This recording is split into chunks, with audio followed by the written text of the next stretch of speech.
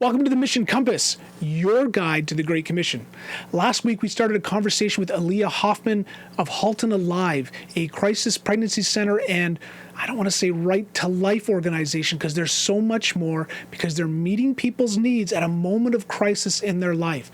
And what more can we be doing better than meeting people in a time of need as Christians, sharing God's love, being practical and helpful. So Elea is going to help us with that. Hopefully you listened to last week's program. If you didn't, you can find us here on YouTube. Just look there and you know what? Like, subscribe, notify so you never miss an episode.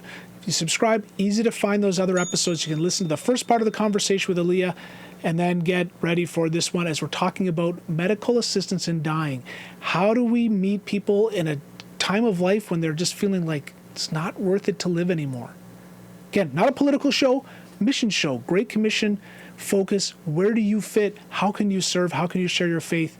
We got a really, really great, unique, needful, timely instruction from Elea today. Stan Jeter from the Global News Alliance also joins us. He's got another great testimony from around the world of what God is doing and a tip on how you can be sharing God's story with your cell phone. Yes, with your very own BlackBerry, just like mine here. So settle in, get your pen and paper, get ready to take some notes. Here comes the Mission Compass. Welcome to Galcom's Mission Compass podcast. To learn more about Galcom and our guests today, visit galcom.org.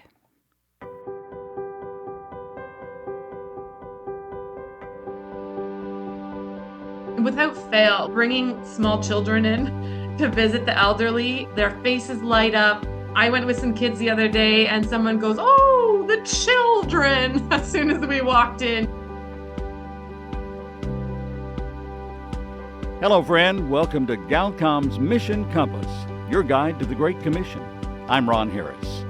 On today's Mission Compass, we want to update you on what Galcom is doing around the world and also connect with a ministry partner who, like Galcom, is making waves. Where do you fit in the Great Commission? Well, keep listening. We may have answers for you. And here's your host, Galcom's Tim Whitehead.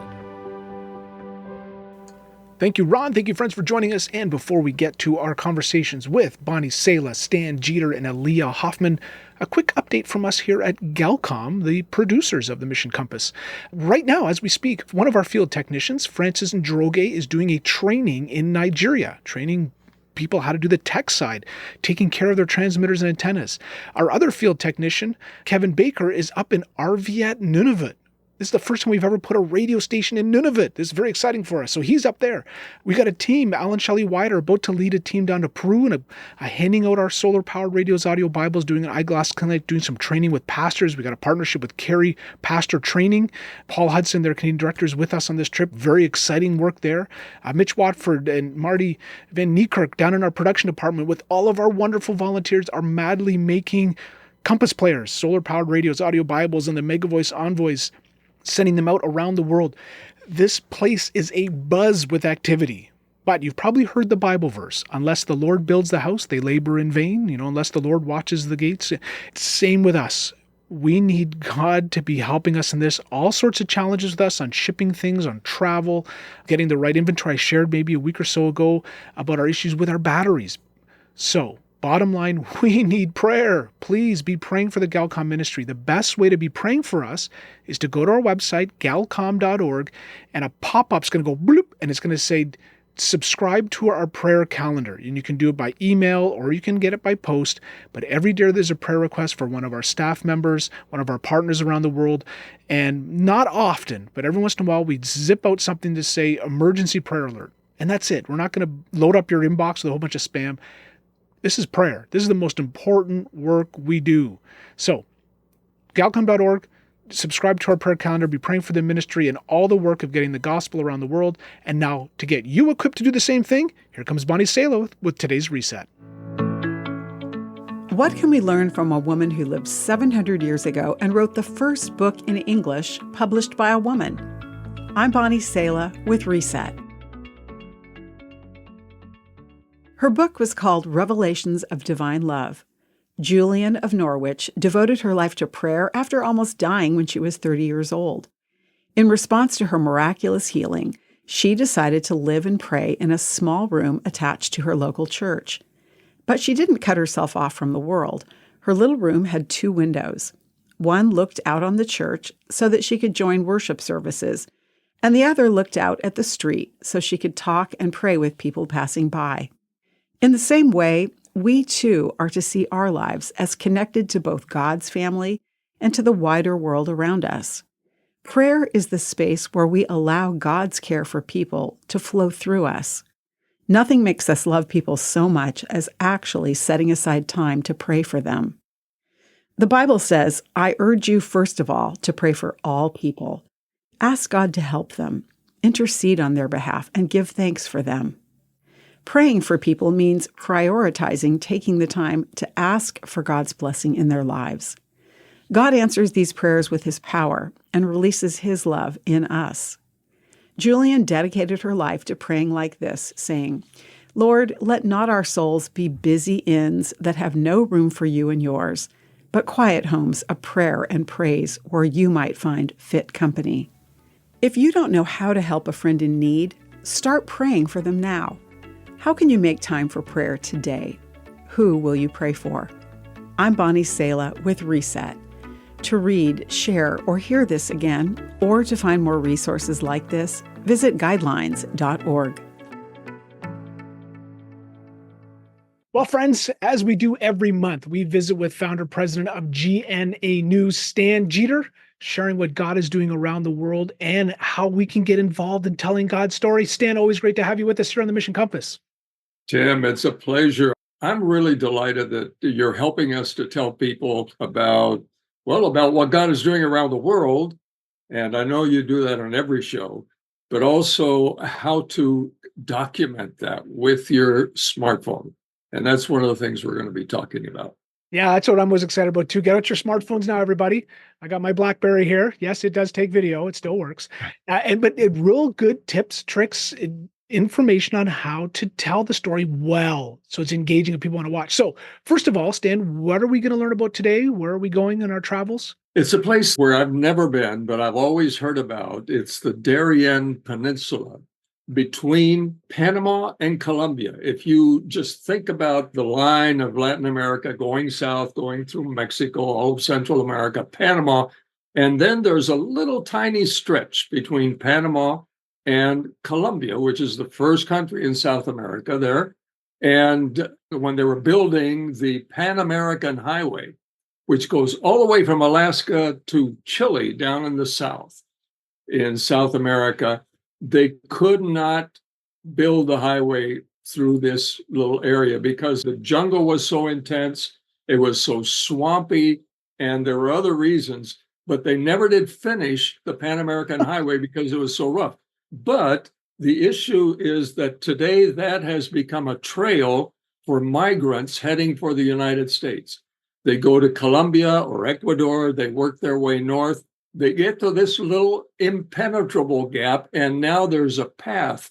It's still very dangerous, it's still jungle, and there are bandits and all kinds of things along the way. It's one of the most hazardous points on the migrant trail up to the southern border of the US.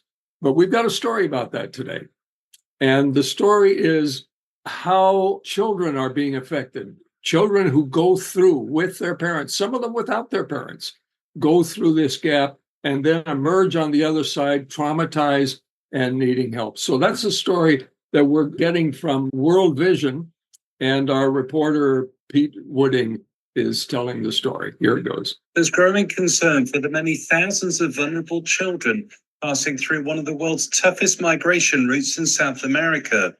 Last year alone, over 520,000 people crossed the Darien Gap, the border between Colombia and Panama, with many hoping to start a new life in the United States. At least 20% of these migrants are vulnerable children who are malnourished and in danger of being trafficked. Fabiola Rueda with Christian charity World Vision in Venezuela says their support for these many young lives is vital. They're very vulnerable to assaults, to forced labor.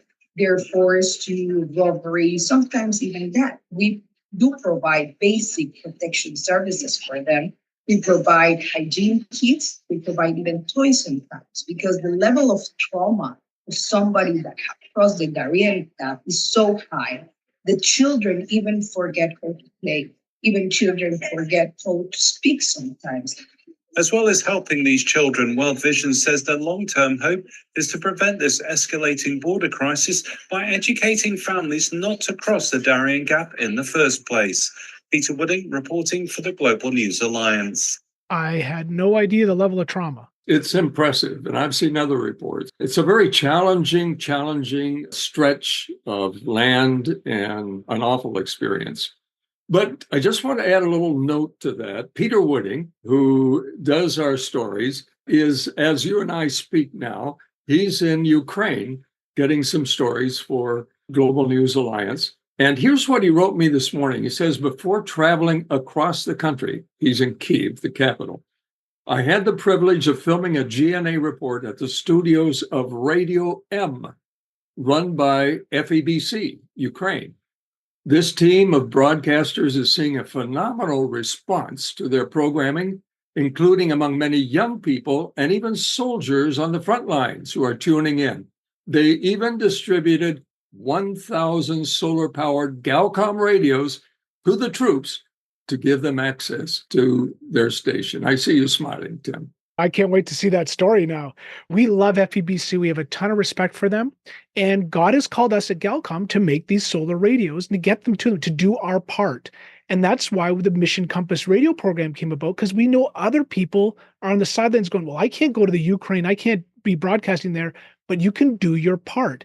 And this is why, Stan, I love what we're going to talk about next is how do we do our part telling God's story using our smartphone? Friend, you have a part to play. So, Stan, what's the advice? What's the techniques we got to learn today to share God's story using the tool in our hand? Absolutely. We've all got a production studio, either in our pocket or in our purse or on our desk, and we've got to use it. We have an opportunity to use it to tell stories. And you can shoot, you can edit, you can upload stories totally on your cell phone, and you can get terrific quality for a news report. So the challenge is just knowing how to use it. For example, one of the tips that we have is to shoot horizontal video for social media. We normally shoot it upright, up and down, but we need it horizontal to fill the whole screen on a TV set or a computer. So shoot horizontal, turn on the airplane mode so you don't get unexpected calls in the middle of production. Hold the camera steady. There are about a dozen tips that we normally give, and you can find on our website, gna.news, under training. One of the exciting things that's just happened, and this is my tip for today, check it out, is that we now have a director of training, Dr. Sam Ebersol, who was in the Colorado State University system. He was a media teacher until he retired, and he's still quite young, but he retired a year or so ago. And now he is creating half-hour training segments and putting them up on YouTube for everybody's access. So we're starting a Global News Alliance Academy on YouTube. We've got about 2, maybe 3 half-hour segments up right now. We're going to be, polishing it and adding a lot more. So I encourage you to check it out. It's a half hour. It's free. It'll review all the tips that we've given so far and take you even further. So we got a team going down to Peru very soon, and they've all taken the training because we want to come back and tell God's story. Friends, if your church is doing something, if you're volunteering at a mission somewhere, people need to know what God is doing. They need to know they can get involved.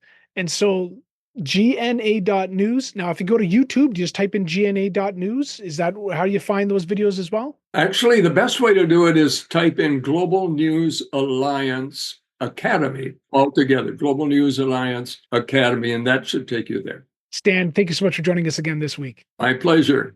Stories help us understand our place in this world. Galcom International presents Stories of the Great Commission. The phone rings, and this guy calls us. It turns out that this gentleman was listening on his radio, and he literally walked across the frozen lake 4 miles to somebody's house to use their phone to make this phone call.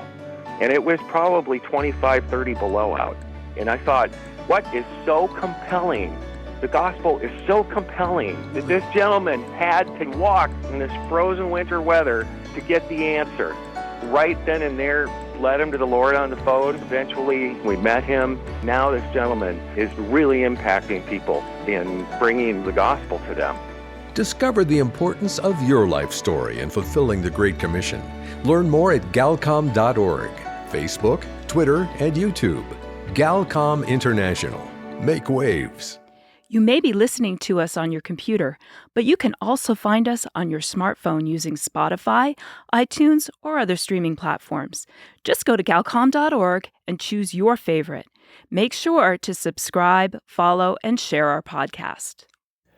Well, friend, you're listening to the Mission Compass. I'm your host, Tim Whitehead, and we are here to point you in the direction of serving God. The Mission Compass, your guide to the Great Commission. Last week, we started talking to Elea Hofman, Director of Halton Alive, to use the parlance of the day, a pro-life organization. Now, we're not a political radio program. We want to just get you involved in meeting people's needs and telling them about Jesus.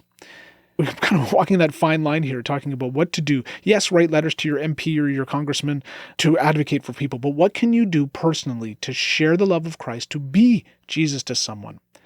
And we started talking about what to do with people at end of life, people in seniors' homes, that the government in Canada at least is saying, just assisted suicide, that's the solution. No, it is not. But what can we do? And we ran out of time, so we're just going to pick this right up, right in the middle of the conversation here. So this is right after I've asked Elea, what can we do to meet the needs emotionally, spiritually of people in seniors' homes? Without fail, like bringing small children in to visit the elderly is just, their faces light up. And I went with some kids the other day and someone goes, "Oh, the children," as soon as we walked in, and just that lady went from just sort of sitting there to her face lit up and she started being chatty.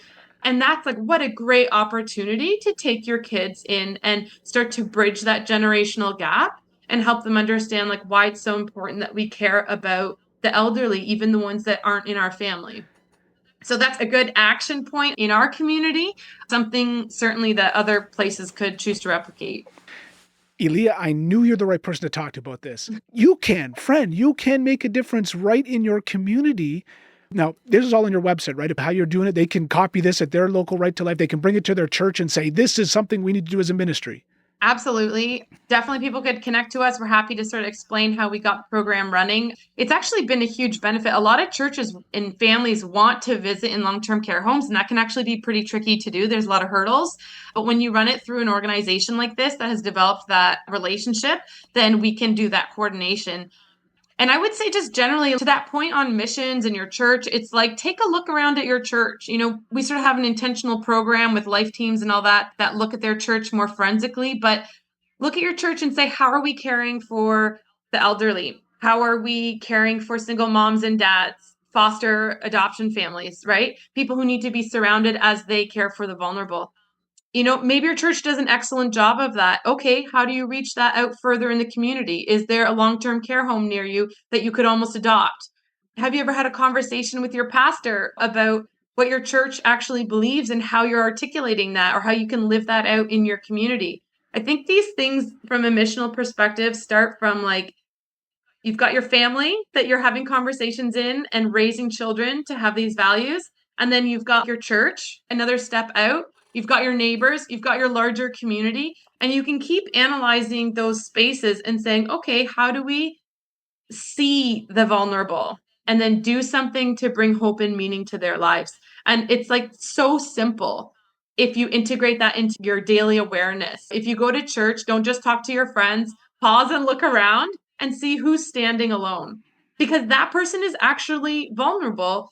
In theory, to something like MAID, you don't know who's standing there saying, God, just give me one friend or I'm done. Maybe you're that person. You just don't know. And so I think Christians were always saying, be faithful with what God has put in front of you.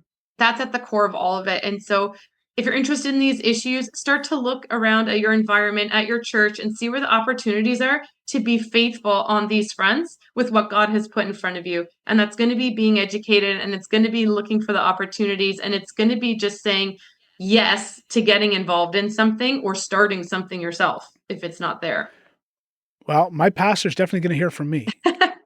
let's simplify this. Let's make it real life. So my pastor, I think it's either at least once, if not twice a month, he goes to a senior's home or retirement home, nursing home, and preaches, does a chapel service. And I'm thinking, oh, he's already got the relationship. So now I'm going to talk to our youth pastor and say, hey, Inspire Hope program. Let's get the kids involved in this. Let's teach them how to love their neighbor. And it's simple. Like you said, it was crafts and gifts and a visit.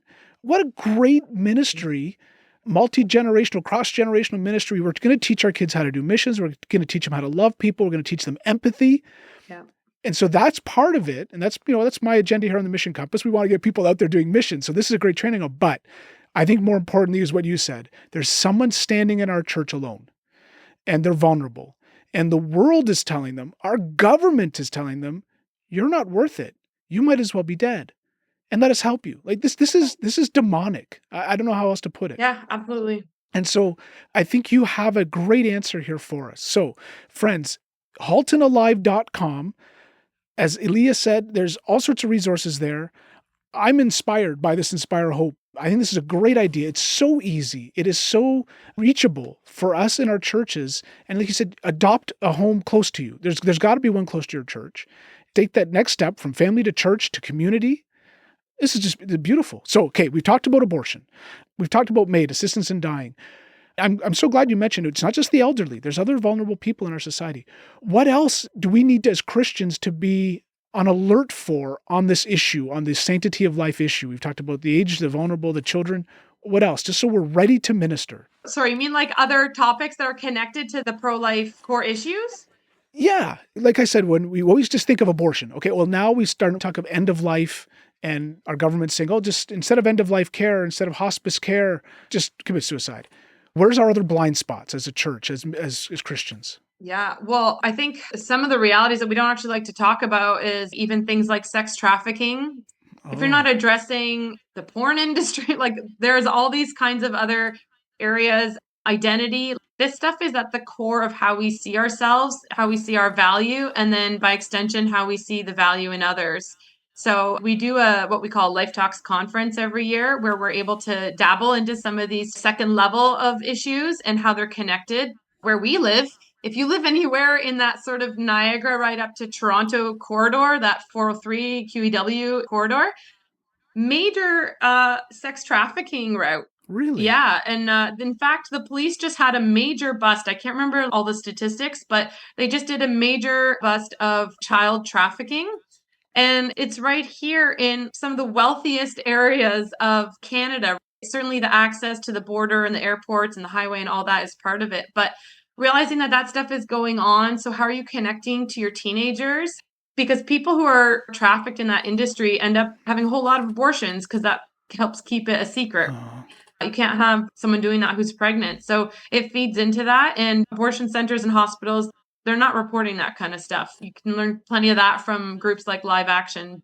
So stuff like that, just being aware of that. And even maybe how do your teenagers see and talk to their friends at school? Are they seeing the signs in their friends of something that might be going on? Even just generally like loneliness. Seniors who can't make it out to church anymore, do they fall off the radar? Or does someone go and visit them or help them figure out how to connect to digital church? And what does your visitation look like? If you just look along the spectrum of life, how are we directing people towards that sort of more healthy end where you care and are cared for? All of this stuff is woven into the issues. If you're in a culture where it's sort of just casual sex and you're not looking for marriage and you don't care about children, like, yeah, abortion becomes an obvious and inevitable thing, right? And then don't want anyone to know. So maybe you do go to church, but you don't want them to know that secret sin of the lifestyle you live on Saturday night. Yeah. So then are you keeping your youth busy with youth group? Depending on your church, there's all kinds of other peripheral issues that could feed into these more core life issues. And that's a giant task to try and do all of it. But I think we just look one thing at a time. What can I address today? How can we shift a little bit about how we do things today? And then look at the next thing. You said it very quickly, but I think this is really good for all of us here listening. Your Life Talk seminar, is that an in-person? Can people join virtually? Yeah, so we kind of have two concepts around that. One, at the end of every March, we do a live Life Talks conference. So that is here in Halton. The next one will be Saturday, March 29, 2025. So you can put that on your calendar. And obviously, all of that information will be on our website. But then we take the presentations from that conference and we turn them into Life Talks seminars. And the seminars are a digital version that anyone could do. So you could be anywhere. You can reach out to us through our website and we can send you the link to the video. You just press play. It's fully turnkey. We give you the notes on the actual presentation, and then we give you discussion questions that you can use for smaller group conversations afterwards. And we also give you some instructions on just tips on how to run a seminar like that. So you could be anywhere and do that one. Perfect. Yeah. Because you're talking to the whole country here. It's not just That's right. Yeah. When you started talking about the sex trafficking, I kind of just, I don't know, I just despair. Yeah. Honestly, that's where my mind went when you started talking about that. So we need to be equipped. We need to be working. We need to be doing actively missional things. We need to be praying. And so, friends, HaltonAlive.com. All these resources, the Inspire Hope. Let's get out to some homes, let's visit some people that are vulnerable. All the Life Talks information to get seminars in your churches, wherever you are on the continent. Love to get you equipped here. Elea, I really appreciate your time. I came into this thinking, okay, I know about MAID, I know a little bit about abortion. I know a lot more now. There's hope. There's absolutely hope. We can make a difference. We can make a difference in individuals showing love. We can make a difference in our culture with some of the things that you guys are doing with advocacy. God bless you. Thank you for what you're doing again. Friends, HaltonAlive.com. Elea, thank you so much. Thank you so much, Tim. Well, friend, we're at the end of our program today, and you've been listening to Galcom's Mission Compass, your guide to the Great Commission. There are many ways to partner with us. To find out more, visit our website at galcom.org. That's Galcom, spelled GALCOM.org. You can also follow us on Facebook, Instagram, LinkedIn, and YouTube. I'm Ron Harris. Thanks for joining us today on Mission Compass, a radio ministry of Galcom International. If you enjoyed this podcast, we upload a new episode every Monday. You can also find us on the radio or other streaming platforms. We have a list on our website. Make sure to subscribe, follow, and share our podcast. Please rate this episode and leave a review. We would love to hear back from you.